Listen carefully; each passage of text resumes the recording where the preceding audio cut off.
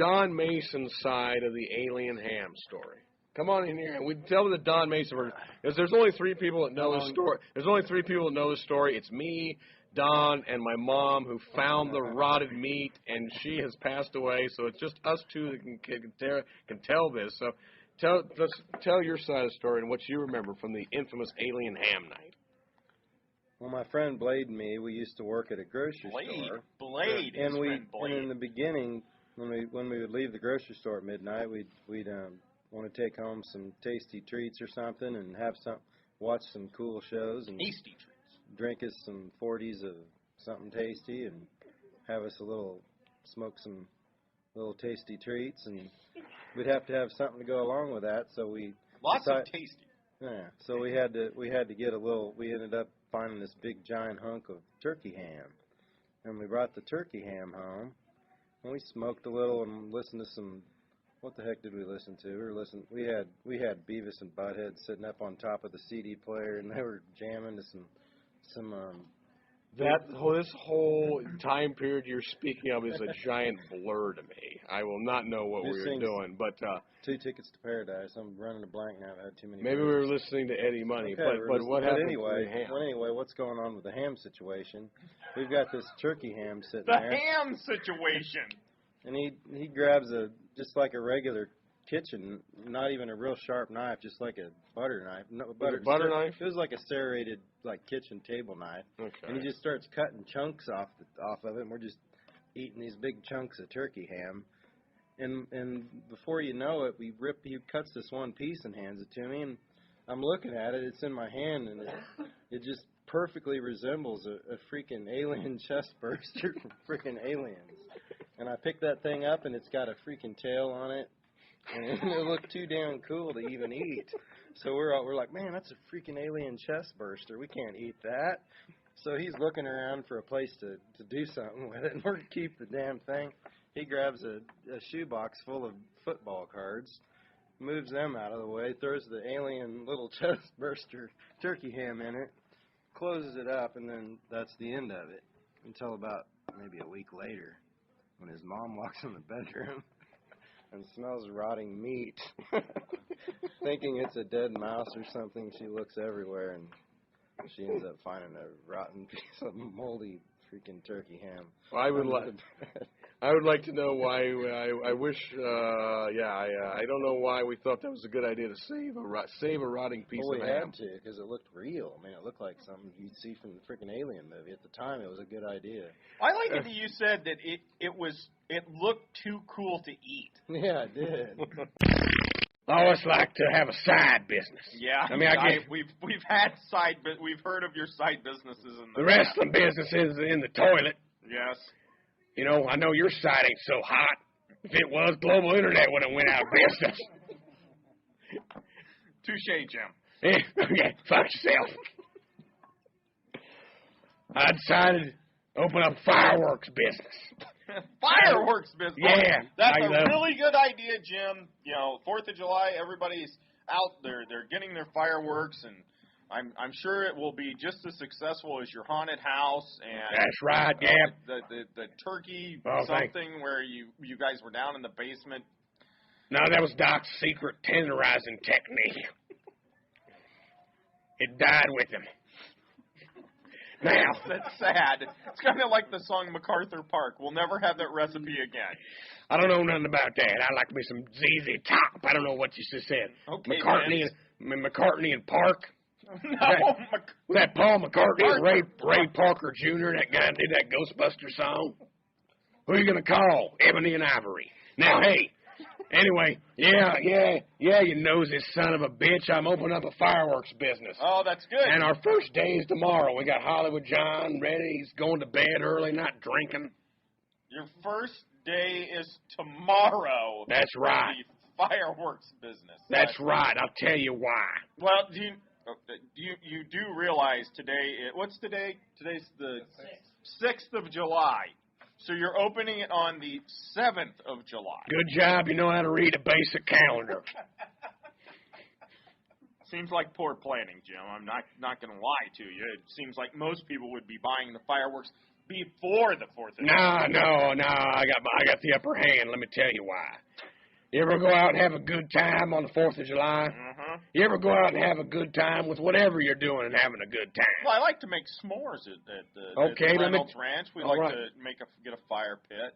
All right. Toast some marshmallows. And That's not nice and. That's a bunch of bullshit. That ain't the way. You're wasting fire by doing that. You need some meat on there. Maybe you can make meat s'mores. With my rub, which you can get at my website or WWE's website. Brick and mortar stores are out of business. I don't blame. It's not my fault. My restaurant went out of business. Every store went out of business. So every store went out of business. Yes. Even Sears and Roebuck's in serious trouble. I remember when me and Doc had to build Bill Watts a shed.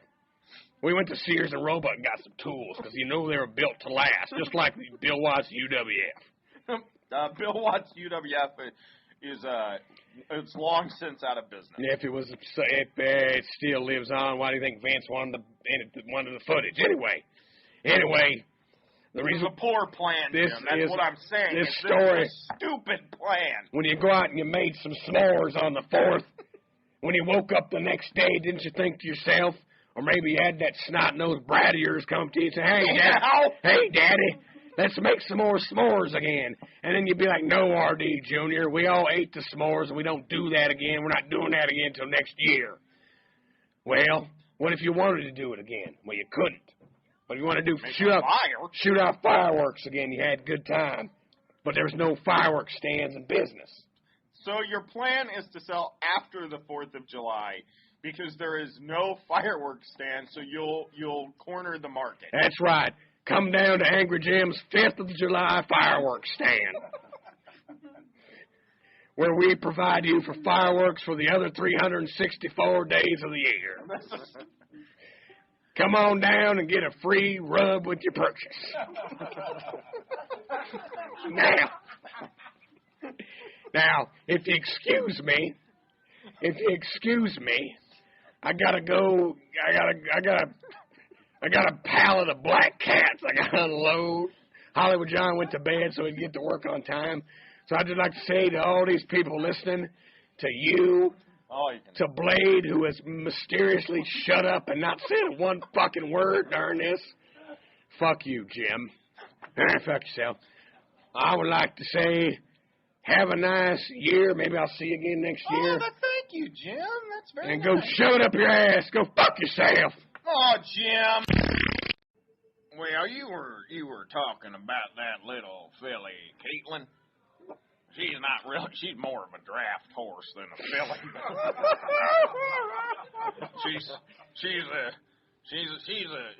nice looking draft horse. Not really my type of thing. You're gonna have to excuse me. I was born after cars were invented. What is a draft horse? Well, you know, like the horse that carries the beer truck. When you say bud, bum bum bum bum bum bum bum. You know that song? I think they had it on the television not too long ago. Oh yeah, I'm familiar with Budweiser, but why would horses? I enjoyed that. I worked with some of those horses back in the Philadelphia market. We used to do that type of work.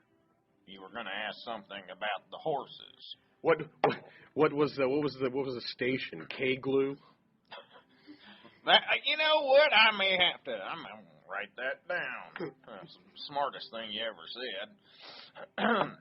But yeah, she's a very fit woman, and as you can see, I've always prided myself on my appearance as well. I kind of stocky, well built. The women like to say. Very buff.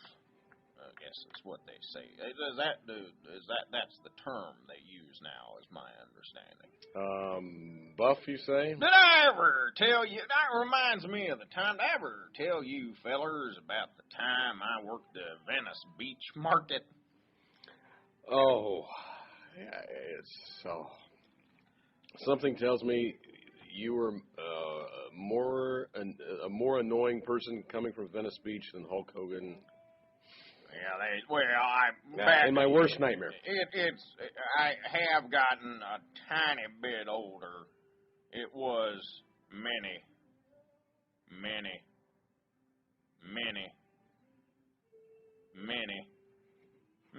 years ago that I worked that market, and that was. I don't like to brag or anything, but I think Hulk Hogan, a young Hulk Hogan at the time, probably saw my check, doing some bicep curls, and I may have been his inspiration. Oh boy! I worked there at KFITT. My partner Billy Seps. I was Johnny Bye. Together we were the Big Biceps morning drive.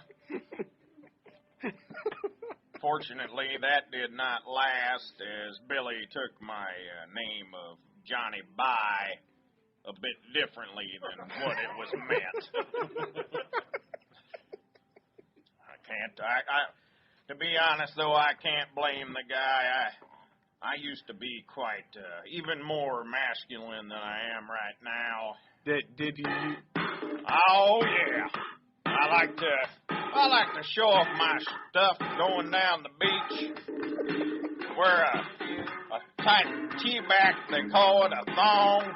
I would walk right down the beach.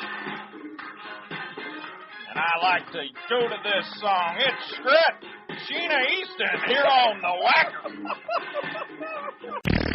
Hey, Roddy, how you enjoying Days of the Dead so far? Well, everybody's dead. Everybody's dead? I've been here a couple of days. I come in from home. I just finished another Always Sunny in Philadelphia. Awesome. Yeah, and another good B movie.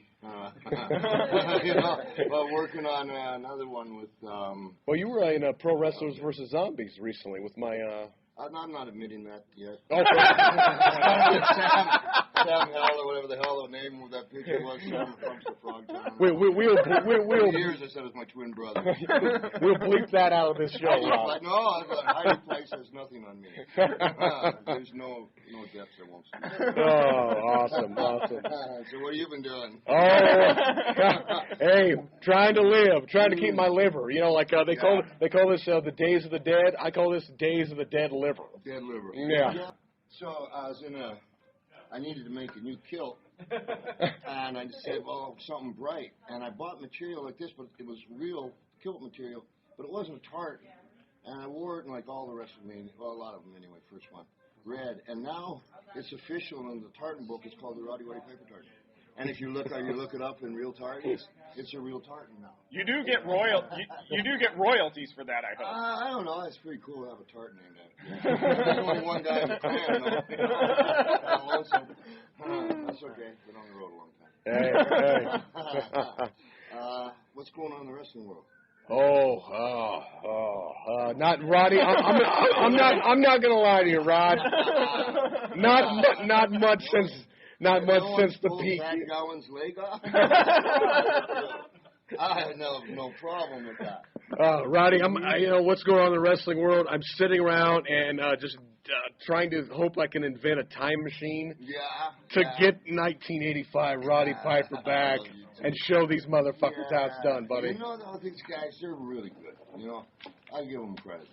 They're great. They just, they're trying to work with it. And we didn't have no rules, which is great. And now it's it's a public trade company, and there's an upside to it.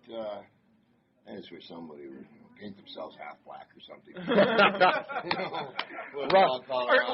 Bring it out a bit, buddy. So are you saying this new publicly traded company is run a little better than, say, WCW was?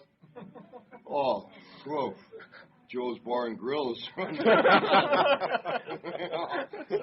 They've been together a week. WCW wars, I never figured it was a war. I wouldn't mad at nobody. Guys come to fight the guy in the ring, and then these guys, the Eagles got into it, you know, and then like we're putting our program on 5 minutes before. Yeah, Henry, stop! It's great. I got a leer. Fuck off. And they had to go, and that's the reason Hogan's got no hair.